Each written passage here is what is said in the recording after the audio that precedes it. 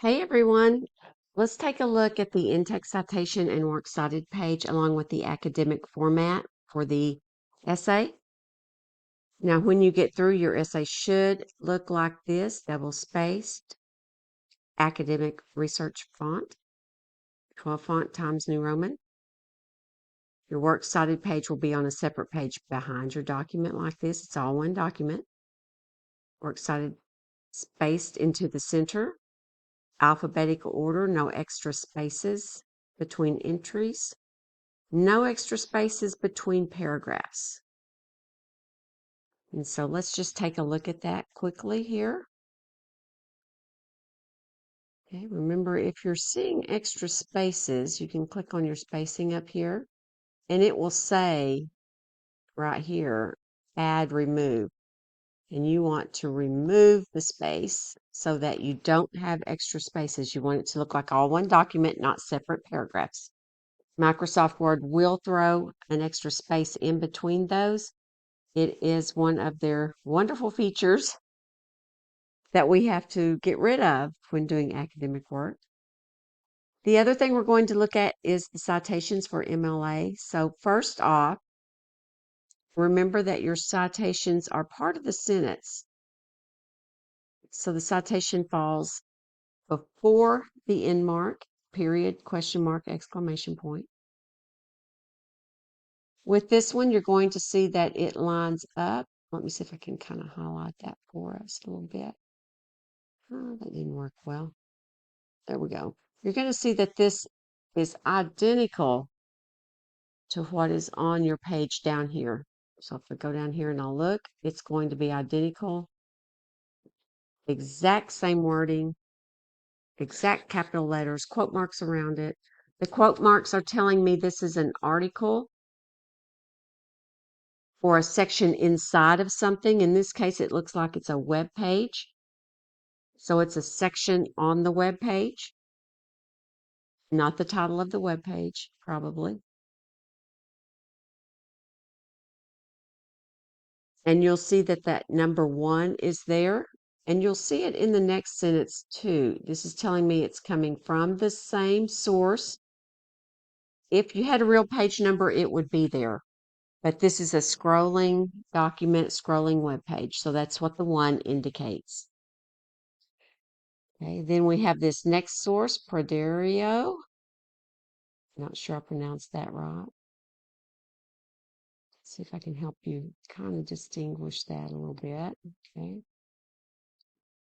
And again, when you scroll to the bottom, you're going to see it lines up exactly. I love it when there's an author last name because I know my works cited will either be author last name if I have it, that has to come first.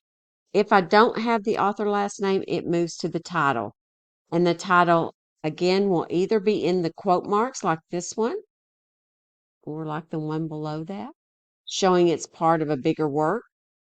Or it will be in italics, showing that it's the name of the work itself, such as the book or the video or the documentary.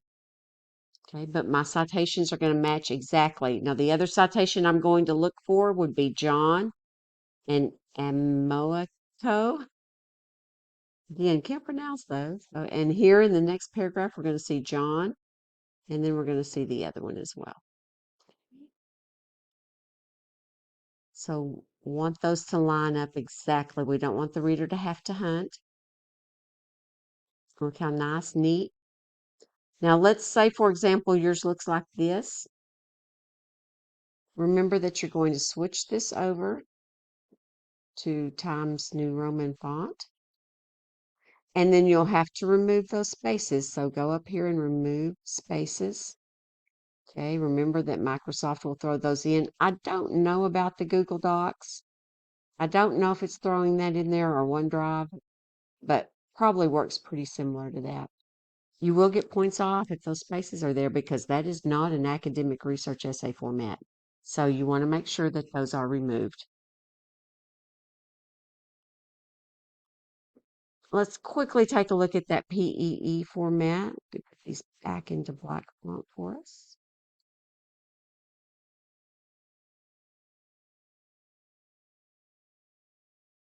There we go. All right, so let's quickly take a look at that. Oh, it didn't change it. Well, let's quickly take a look at the PEE format. Remember, our first sentence is our point or our claim. In this case, Diana was known for her kindness to those who were ill in hospitals.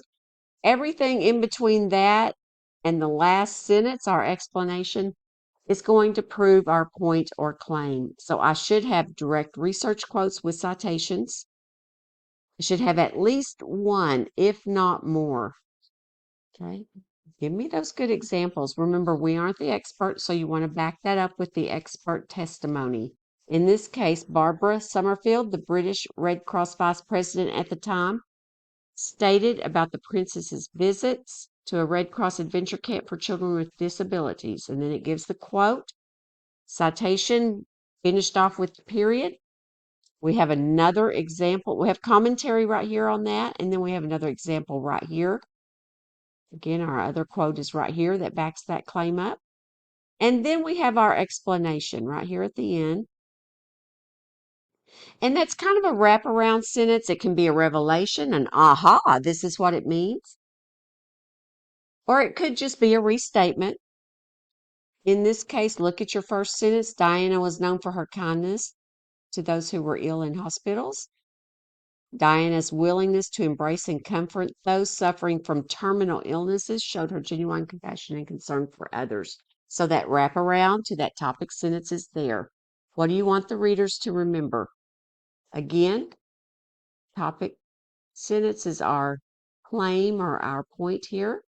She was a passionate advocate for social causes. Everything in between that and the last sentence gives us the details, the examples, the direct research quotes to prove the claim. And then our last sentence is our explanation, and that ties back to our topic sentence here. Diana was passionate and made a tangible difference in others' lives. Sums it up nicely. Simple, easy, strong statement. Wraps up that paragraph. As always, if you have any questions or you need help, please reach out. And that puts us all the way through the in-text citations, works cited page, and academic format.